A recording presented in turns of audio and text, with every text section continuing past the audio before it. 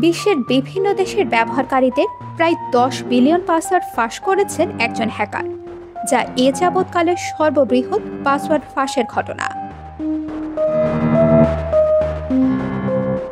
বৃহস্পতিবার জনপ্রিয় একটি হ্যাকিং ফোরামে ওবামা কেয়ার নামের একজন ব্যবহারকারী ফাঁস হওয়া পাসওয়ার্ডের সংকলন প্রকাশ করেছে। রকিউ 2024 নামে তৈরি পাসওয়ার্ডের এই সংকলনে 1 দশকের বেশি সময় চুরি করা পাসওয়ার্ড রয়েছে।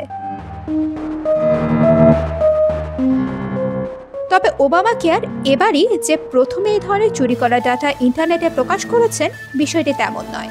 প্রতিবেদনে বলা হয়েছে, এর আগেও ওই ব্যবহারকারী আইনি সংস্থা সিমোস অ্যান্ড সিমোসের কর্মচারীদের ডাটাবেস শেয়ার করেছিলেন।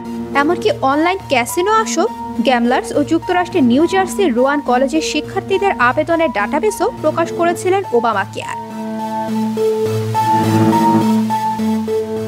সাইবার নিউজের গবেষকেরা ফাঁস হওয়া পাসওয়ার্ড সংকলন নিয়ে গবেষণা করেছেন। তারা বলেছেন, গত 10 বছরেরও বেশি সময় ধরে এসব পাসওয়ার্ড চুরি করা হয়েছে। এ নিয়ে তৃতীয়বারের মতো এই ধরনের ডাটাসেট হ্যাকিং ফোরামে প্রকাশ করা হয়েছে।